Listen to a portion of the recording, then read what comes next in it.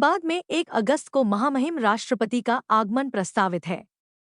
इस ऐतिहासिक अवसर को भव्य और यादगार बनाने के लिए जिला प्रशासन युद्धस्तर पर तैयारियों में जुटा है। शहर को हरा भरा और स्वच्छ दिखाने के लिए लगभग 9 करोड़ रुपए खर्च किए जा रहे हैं। झारखंड सरकार होर्डिंग्स और प्रचार सामग्री के माध्यम से अपनी उपलब्धियों को उजागर करने में कोई कसर नहीं छोड़ रही है। लेकिन इसी बीच राज्य भर में 108 एम्बुलेंस सेवाओं के चालक अनिश्चितकालीन हड़ताल पर चले गए हैं, जिससे आम जनता को भारी परेशानियों का सामना करना पड़ रहा है। हड़ताल पर बैठे चालकों का आरोप है कि उन्हें लंबे समय से नियमित वेतन नहीं मिल रहा है। बीमा जैसी बुनियादी सुविधाएं भी उपलब्ध नहीं कराई गई हैं और कार्यस्थल पर सम्मान फाउंडेशन के अधिकारियों द्वारा अशोभनीय व्यवहार किया जा रहा है। धनबाद के सिविल सर्जन के साथ आज वार्ता हुई, लेकिन कोई ठोस नतीजा नहीं निकल सका। सिविल सर्जन ने चालकों से अपील की कि राष्ट्रपति कार्यक्रम तक हड़ताल स्थगित कर दें, जिसके बाद विभागीय स्तर पर समाधान निकाला जाएगा।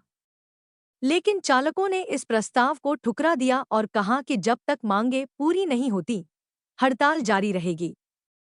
इस हड़ताल का सीधा असर राज्य की स्वास्थ्य व्यवस्था पर पड़ा है। इमरजेंसी सेवा बाधित होने से गर्भवती महिलाओं, दुर्घटना पीड़ितों और गंभीर रोगियों को अस्पताल पहुंचने में दिक्कतें आ रही हैं। एक तरफ राष्ट्रपति के स्वागत की भव्य तैयारी, दूसरी ओर आम जनता के लिए जीवन रक्षक सेवा ठप। यह विरोधाभास अब सरकार और प्रशासन के लिए सवाल बन गया है।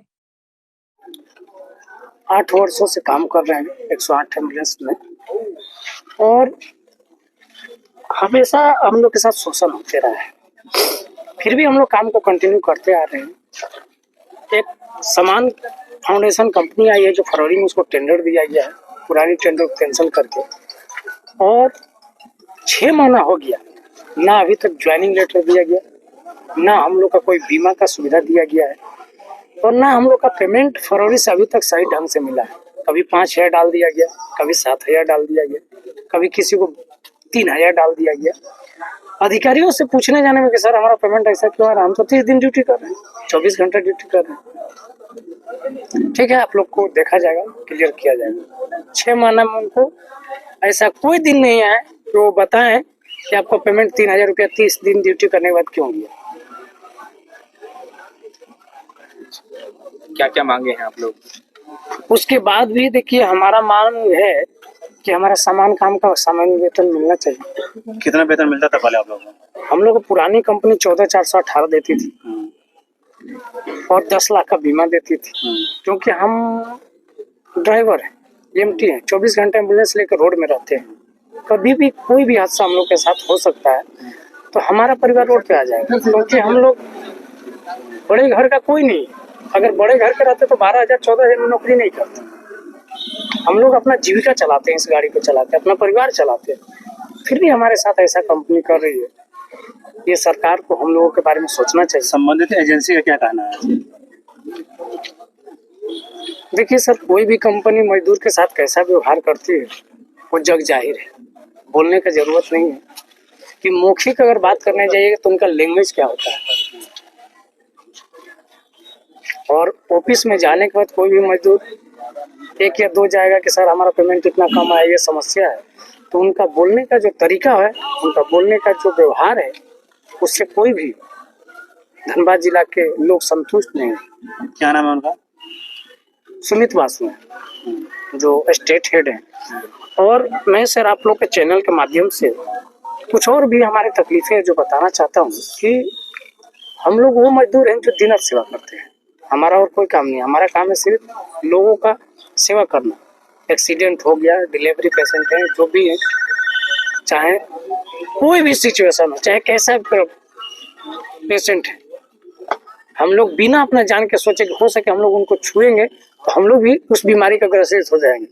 ये सब ना सोचते हुए भी 24 घंटा सेवा करते हैं। लेकिन कंपनी के द्वारा जिला में कुछ सुपरवाइजर रखे हैं, अधिकारी रखे हुए हैं मेंटेनेंस देखने के लिए, हम लोग को देखने के लिए। उनके व्यवहार से हम लोग संतुष्ट नहीं है। शोषण किया जाता है, धमकी दिया जाता है, काम से निकाल देंगे, रंगबाजी टाइप का काम लिया जाता है, ये नहीं करोगे तो ये काम से निकाल देंगे। यहाँ तक कि हम लोग का हाजिरी बनाने के लिए भी पैसा मांगा जाता है। कौन मांगते हैं पैसा? जो अधिकारी रखे हुए हैं यहाँ पर, कौन हेड है, क्या नाम है उनका? यहाँ का सुपरवाइजर संजय कुमार दसौंधी है, तौसीफ आलम है। इतना शोषण हो गया कि 2002 5,002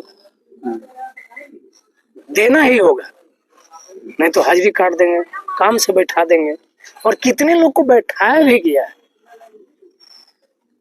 आप लोगों के राष्ट्र की राष्ट्रपति महोदया आ रही है, इसलिए उनके सम्मान में कम से कम आप लोग ये स्ट्राइक को 1-2 दिन के लिए कॉल ऑफ कर लीजिए। और उसके बाद आप लोग कि अगर मांगे पूरी नहीं होती है तो फिर से स्ट्राइक में चले जाइएगा।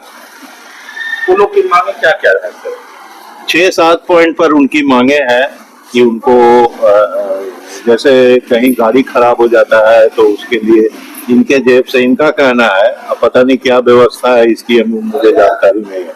इनका कहना है कि वो पंचर वगैरह हम लोग अपना पैसा से बनाते हैं, वो पैसा हमें नहीं मिलता है। जो लेबर कमिश्नर के यहाँ से या जो लेबर एक्ट के अनुसार जो हमें वेजेज मिलना चाहिए वो वेजेज हमें नहीं मिल रहा है। यही सारी इसी तरह की मांगे हैं इन लोगों की। तो मैंने उनसे कहा कि भाई आपके जो ये है जो सम्मान जो आपके मतलब जो आप जिनके कॉन्ट्रैक्ट में आप काम कर रहे हैं, मैं उनसे बात करूंगा, उनसे अनुरोध करूंगा कि आप इनकी मांगों पर ध्यान दें तथा यथासंभव इन्हें सहयोग करें।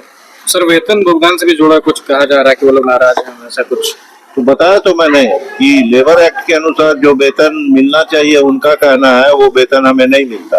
अब ये तो मैं नहीं जानता कि लेबर एक्ट में क्या प्रोविजन है और इन लोगों को कितना वेतन दिया जाता है, इस पे कोई चर्चा नहीं हुई।